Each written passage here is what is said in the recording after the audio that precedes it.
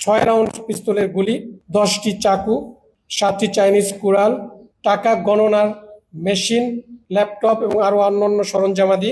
গতকাল 5ই এপ্রিল দুপুরের দিকে আমাদের একটি গোয়েন্দা দল সুনির্দিষ্ট মাদক স্পটগুলো শনাক্ত করার জন্য যায় এবং তারা তাদের কার্যক্রম চলাকালীন সময় এই মাদক সন্ত্রাসীদের দ্বারা তারা যখন আইডেন্টিফাই হয় এবং তাদের উপরে অতর্কিতভাবে আক্রমণ চালায়, যেখানে আমাদের 3 জন সদস্য আহত হয়।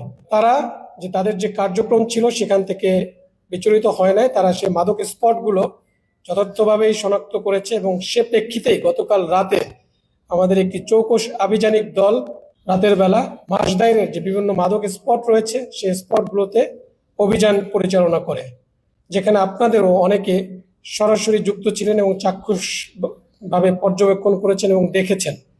সেই অভিযানে আমরা 13 জন মাদকের সাথে রিলেটেড, কিশোর গ্যাং এবং আরো অন্যান্য অপরাধের সাথে সংশ্লিষ্ট 13 জনকে আমরা গ্রেফতার করেছি এবং উক্ত এলাকায় বিভিন্ন স্পট থেকে 6 রাউন্ড পিস্তলের গুলি, 10টি চাকু, 7টি চাইনিজ কুড়াল, 2টি রামদা এবং অনেক চাপাতি এবং স্টেনলেস স্টিলের অনেক লাঠি, যেগুলো তারা যে কিশোর গ্যাং এবং সন্ত্রাসী কার্যক্রমের জন্য ব্যবহার করে থাকে।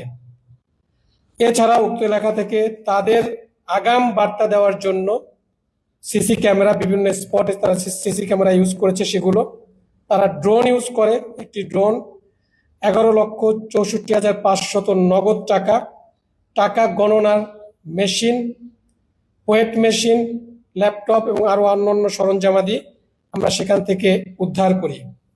এই অভিযানে টোটাল 236 কেজি গাঁজা এবং 11,000 পিস ইয়াবা উদ্ধার করা হয়।